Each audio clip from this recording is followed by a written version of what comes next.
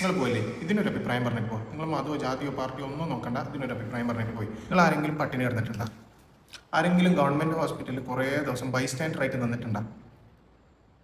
ഉള്ളവർക്ക് പാർട്ടിയും ജാതിയും മതവും കളറും ഒന്നും നോക്കാണ്ട് ഈ ഭക്ഷണം വാങ്ങി കഴിക്കാനുള്ളൊരു സ്ഥിതിഗതി വന്നിട്ടുണ്ടാവും, ഒരവസ്ഥ വന്നിട്ടുണ്ടാവും. കോൺഗ്രസ്സുകാരും CH സെൻറ്ററും സേവാഭാരതിയും DYFIൻ്റെ നേതൃത്വത്തിലും എല്ലാവരും ഭക്ഷണം കൊടുത്തോട്ടെ, ഒരിക്കലും ബാക്കിയാവില്ല. അത്രയും ആളുകളുണ്ട് അർഹരായ. കൊടുക്കുന്ന ആളുകളെ മുടക്കരുത്. ഇയാൾക്കത് പറയാം, ഇയാളൊരു നെപ്പോക്കിട്ടാണ് ഒരിക്കൽ ഇങ്ങനെയാണ്. പിന്നെ ജനങ്ങൾ എന്നാലും ഇയാൾ അതിനൊരു ആൾട്ടർനേറ്റീവ് കൊണ്ടിട്ടെ, പാർട്ടീൻ്റെ പേരിൽ ഭക്ഷണം കൊടുക്കുന്നെന്നുള്ള പറഞ്ഞിട്ട് പണ്ട് ഈ രാഹുൽ മാങ്കൂട്ടത്തിനെ പോലുള്ള ആളുകൾ, ഈ അടുത്ത് G സുധാകരനെ പോലുള്ള ആളുകൾ, ഇപ്പോൾ ഈ ആരോഗ്യമന്ത്രിയൊക്കെ ഇങ്ങനെയൊക്കെ പറയുന്നുണ്ട്. എന്നാൽ അതിനുള്ള ആൾട്ടർനേറ്റീവ്സ് പ്രൊവൈഡ് ചെയ്യട്ടെ.